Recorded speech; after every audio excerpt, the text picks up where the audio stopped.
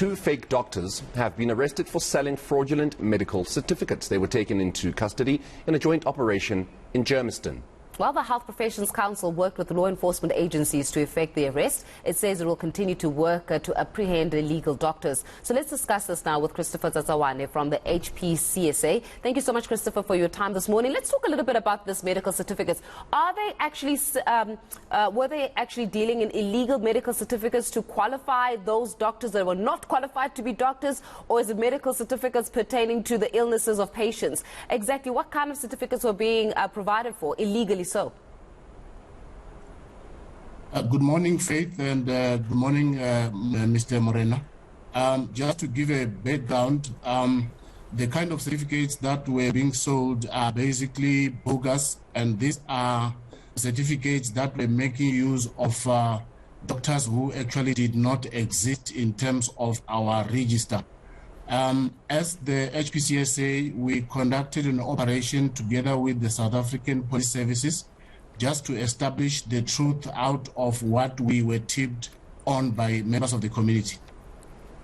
So how exactly did it come about? I mean, if you could just talk us through that particular operation, where these members of the community, people that actually went to these doctors seeking medical assistance, and then how did they get to say and realize that, no, this must be a fake doctor? Members of the public became very suspicious of the fact that there were a number of people who were queuing up in a particular shop, and one of them went in to actually establish what it was that was being done in that specific shop. And then that was when they realized that there were two people, one Mr. Abel Sitole, as well as a lady by the name of Ramanyao, who actually were selling these certificates to anybody or any member of the public who actually wants a medical certificate. So in a nutshell, these are bogus practitioners who were actually taking advantage of our unsuspecting members of the public. Sure. You know, Christopher, as you're speaking about this is not the first time we hear of reports, as much as there are quite isolated incidents. But they've been, in recent times, I think even since 2020, we've seen a lot of reports regarding fake doctors, right? I'm just thinking now, for those that are patients or those that need medical attention, when we get to the doctor's office, what do we then say? Do we have to go the extra mile of determining whether or not the doctor that you're seeing is actually a credible, real doctor? Because this certainly speaks significantly to a trend where anybody can pretend to be a healthcare professional, and us as the patients wouldn't be wiser. Yes, most definitely. I think I must confirm that we have seen an increase in terms of this kind of practice. And for that reason, we would like to make a special appeal to members of the public so that they can ascertain the kind of health practitioner that they are making use of, just to be sure and to be safe. I think people or members of the public have a responsibility to actually engage their health practitioner to establish first if they are indeed registered with the Health Professions Council of South Africa. That is basically a right which they have. Otherwise, we could end up having a situation where members of the public are being attended to, or they consult with practitioners who are not registered with council. What can also be done is to actually identify the practice number of that particular health practitioner, so that you are able to verify it with the Health Professions Council of South Africa. Through those processes, members of the public at least would be able to ascertain if the kind of practitioner that they are making use of is genuine and is also registered with the Health Professions Council of South Africa.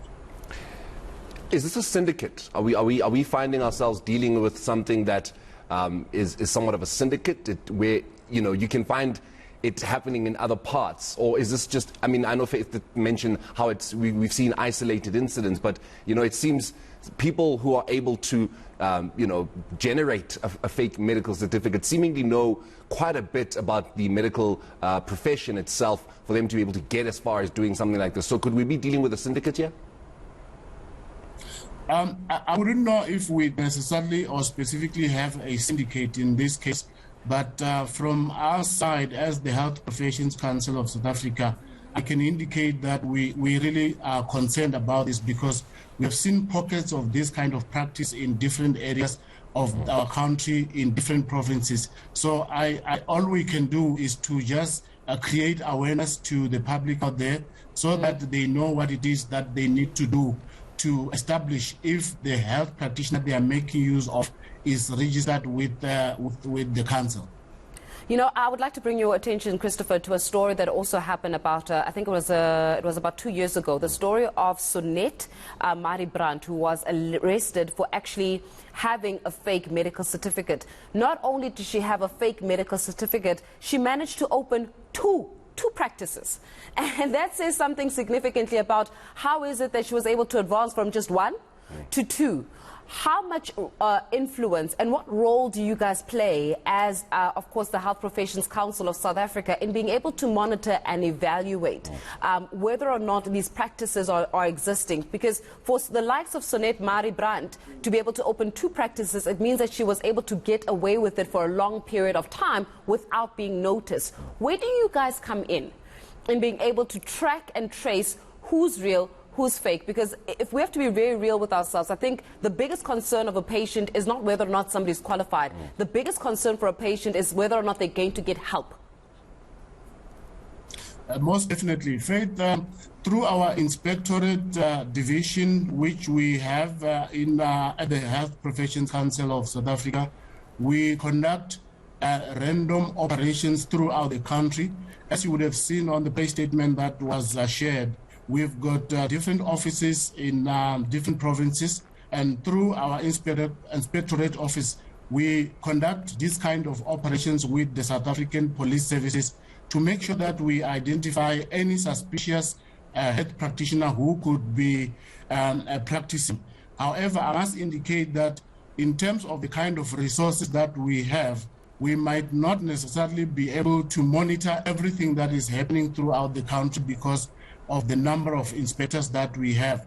However, we also consider it necessary and important for members of the public, as well as the media and the law enforcement agencies, to work with us so that we are able to root out this kind of practice, because any illegal practice by health practitioners who are not registered with council is considered illegal, and most importantly, it puts the health of the public at risk. Mr. Tsatsawane, thank you so much for joining us, and of course, taking this opportunity to just share that awareness with people. I mean, obviously, it is quite a lot of work for a patient to go in there when they're sick and they've got their own issues to worry about, for them to be, now having to find out certain information and whether or not a doctor really is a doctor.